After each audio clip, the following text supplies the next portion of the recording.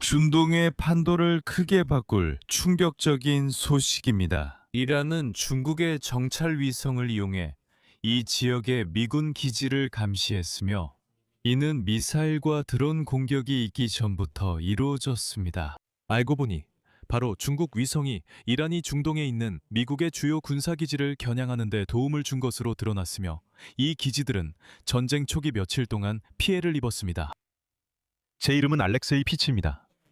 함께 이 주제에 대해 이야기해 봅시다.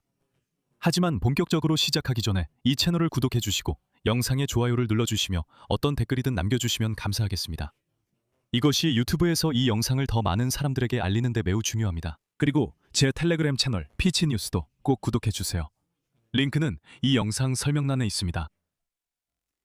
오늘 파이낸셜 타임즈의 조사에 따르면 이란이 비밀리에 중국의 정찰 위성을 구입했고 이 위성이 이슬람 국가에 제공되었습니다. 이 위성 덕분에 이슬람 공화국은 전쟁 시 중동에 있는 미군 기지들을 타격할 수 있는 새로운 강력한 능력을 갖추게 되었습니다. 파이낸셜 타임즈에 따르면 언론에 유출된 이란 군사 문서들은 중국 위성이 2024년 말 중국 우주기지에서 발사된 후 이슬람 혁명 수비대 항공우주군에 의해 인수되었다는 사실을 보여줍니다. 좌표 목록과 시간 표시가 있는 위성 사진, 그리고 궤도 분석에 따르면 이란군 지휘관들은 이후 이 위성에 지역 내 미국의 주요 군사시설들을 감시하도록 지시한 것으로 나타났습니다. 더 나아가 위성의 활동을 추적한 결과 이 위성이 3월에 미국 군사기지들을 드론과 미사일 공격전으로 촬영한 사실이 밝혀졌습니다. TII-01B 위성입니다. 이 위성은 중국 기업 어스아이 코퍼레이션에서 제작하고 발사했습니다. 이 회사는 위성을 중국에서 궤도에 올리자마자 바로 해외 고객에게 위성을 인도하는 방식입니다. 하지만 실제로는 서류상으로만 인도하는 것입니다. 즉, 위성이 전혀 다른 나라의 소유인 것처럼 보이게 하는 것이죠. 그리고 이게 끝이 아닙니다.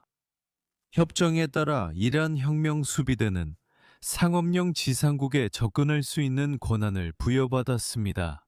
그리고 그 지상국은 어디에 있을 것 같습니까? 바로 베이징에 본사를 둔 F모사드라는 회사가 운영하고 있습니다. 이 회사는 전국적으로 위성 관리와 데이터 전송 서비스를 제공하고 있습니다. 또한 아시아, 라틴 아메리카 등 여러 지역에 걸친 글로벌 네트워크를 보유하고 있습니다. 즉, 이 위성은 형식적으로만 이란에 속해 있을 뿐 실제로는 전적으로 중국인들이 관리하고 있습니다. 파이낸셜 타임즈의 인용문을 소개하겠습니다. 이슬람 혁명 수비대가 전쟁 중에 중국산 위성을 사용하는 것은 테헤란이 이웃 국가들을 상대로 여러 차례 미사일과 드론 공격을 감행한 상황에서 아마도 이 지역 전체에 심각한 우려를 불러일으킬 것입니다. 중국은 페르시아만 국가들의 최대 교역 파트너이자 이들 국가 석유의 최대 구매자입니다. 여기서부터 가장 흥미로운 부분이 시작됩니다. 비행 기록에 따르면 위성은 3월 13일, 14일, 15일에 사우디아라비아의 프린스 술탄 공군기지를 촬영했습니다. 다시 말씀드리자면 3월 14일 미국 대통령 도널드 트럼프는 이 기지에서 미군 항공기가 공격을 받았다는 사실을 확인했습니다. 당시 공식적으로 미 공군의 공중급유기 5대가 심각한 손상을 입었습니다. 즉, 중국 위성이 공격 하루 전, 공격 당일, 그리고 그 다음 날까지 기지를 감시하고 있었습니다. 이것이 단순한 우연이라고 보기 어렵습니다.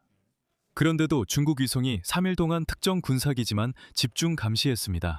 그리고 같은 시기에 이란이 어쩐 일인지 바로 그 기지를 공격했습니다. 흥미로운 점은 그 위성이 다른 날에는 그 기지를 감시하지 않았다는 것입니다. 중국 위성은 또한 요르단의 무아파크 살티 공군기지와 바레인 마나마에 위치한 미 해군 제5함대 기지 근처의 시설들도 감시했습니다. 그리고 이라크의 에르빌 공항도 감시했습니다. 바로 그 시기에 이슬람 혁명 수비대가 앞서 언급한 모든 시설에 대한 공격의 책임을 인정했습니다.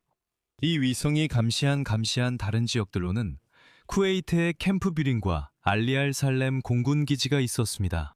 지부티에 있는 미국 군사기지 캠프 르모니에와 오만의 두쿰 국제공항도 포함되어 있습니다. 페르시아만 국가들의 민간 인프라 감시 구역에는 아랍에미리트의 호르파칸 컨테이너 항구와 발전소, 그리고 키트파 담수화 공장이 포함되었습니다. 그리고 바레인에 있는 알바 공장도 있습니다. 이곳은 세계에서 가장 큰 알루미늄 공장 중 하나입니다. 그리고 이상하게도 이 시설들 중 일부는 결국 이란의 공격을 받았습니다. 알려진 바로는 TE-01B 위성은 약 0.5m 해상도의 이미지를 촬영할 수 있는데 이는 서방 국가의 고품질 상업 위성들과 비슷한 수준입니다.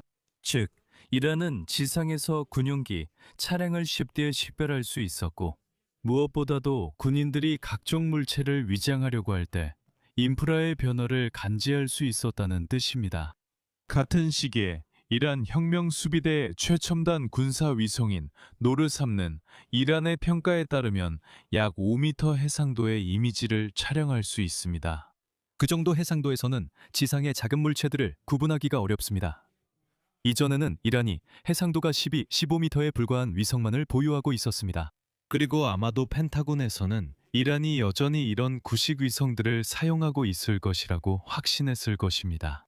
위성 해상도의 중요성을 설명하기 위해 세 장의 사진을 보여드리겠습니다. 첫 번째입니다. 이것은 해상도 0.5m인 중국 위성 사진으로 이란이 지난 한 달 동안 사용했던 것입니다. 두 번째 사진입니다. 이건 이란 위성 네무알 3의 사진으로 해상도가 5m입니다. 그리고 세 번째입니다. 이것은 해상도가 12m인 오래된 이란 위성의 사진입니다. 흥미로운 점은 중국 회사 어스아이가 이 위성이 농업, 해안 모니터링, 비상 상황 관리, 천연 자원 관리, 그리고 도시교통에 사용될 예정이었다고 밝혔다는 것입니다. 하지만 여기에는 미국 정보기관에도 큰 의문이 있습니다. 사실 파이낸셜 타임스가 검토한 문서에 따르면 이미 2024년 9월에 이런 일이 있었습니다. 이란 혁명 수비대 항공우주군은 이란의 탄도미사일, 무인기, 우주 산업 프로그램을 감독하는데 이들은 위성 시스템을 통제하기 위해 거의 4천만 달러를 지불하기로 동의했습니다. 더 나아가 이 합의서는 위성 및 발사체 비용, 기술 지원, 데이터 인프라, 그리고 외국 계약업체가 제공하는 서비스 등 지출 내역을 상세히 명시하고 있습니다. 이 합의에 따라 이 피메세트사는 혁명 수비대 위성의 전체 수명 기간 동안 위성을 관리할 수 있는 소프트웨어와 지상 네트워크를 제공합니다. 이 시스템들은 명령을 전송하고 텔레메트리와 이미지를 수신하며 혁명 수비대가 전 세계 어디에서든 위성의 작동을 제어할 수 있도록 해줍니다. 핵심은 미국이 이런 위성에 대해 알고 있더라도 아무것도 할 수 없다는 점입니다. 왜냐하면 실제로 위성과 모든 관리 권한은 이란이 아니라 중국에 있기 때문입니다. 이란은 쉽게 말해 임대하는 것입니다. 제가 이 점을 강조하는 이유가 있습니다. 2025년 6월과 2026년 3월, 미국과 이스라엘은 가장 먼저 이란의 위성통신 지상국을 미사일로 타격해 혁명 수비대를 무력화시키려 했기 때문입니다. 하지만 베이징 어딘가에 위치한 중국의 지상국을 그냥 공격할 수는 없습니다. 또 한 가지 중요한 점이 있습니다. 이스라엘 방위군은 전날 이란 우주국의 주요 연구센터를 타격했다고 밝혔는데 이곳에서는 군사 정찰 정보를 수집하는 위성이 개발되고 있습니다. 하지만 이란 영토 내에서 아무리 많은 시설이 파괴되더라도 이슬람 혁명 수비대는 결코 눈이 멀지 않을 것입니다. 왜냐하면 밝혀진 바에 따르면 그들의 주된 눈은 결국 베이징에 있기 때문입니다. 한편 트럼프는 오늘 시진핑이 자신에게 편지를 보내 중국이 이란을 전혀 돕지 않고 있다고 확신시켰다고 자랑했습니다. 하지만 이에 대한 자세한 내용은 다음 방송에서 다루겠습니다. 여기서 말을 잠시 멈추겠습니다. 하지만 여러분, 제가 미국 대통령 도널드 트럼프에게도 추천하고 싶은 유튜브 영상을 하나 추천드리고 싶습니다. 그 영상의 제목은 그만 정상인 척하자입니다. 이 영상은 제가 좋아하는 심리학자 방송입니다. 예전부터 이 유튜브 채널을 추천했으며 링크는 설명란에 있으니 한번 보세요. 그 영상에서는 우리 모두가 항상 주변 사람들에게 맞추려고 애쓰고 자신의 성격이나 다른 부분을 억누르려고 하면서 결국 스스로를 조금씩 억압하게 된다는 점을 아주 잘 분석해 줍니다. 그래서 이 영상을 꼭 보시라고 추천드립니다. 링크는 설명란과 이 영상의 고정 댓글에도 남겨두겠습니다. 그리고 여러분 꼭 들어가서 시청해 주시고 구독도 해주세요. 오늘은 여기까지입니다. 건강 잘 챙기시고 모두 안녕히 계세요.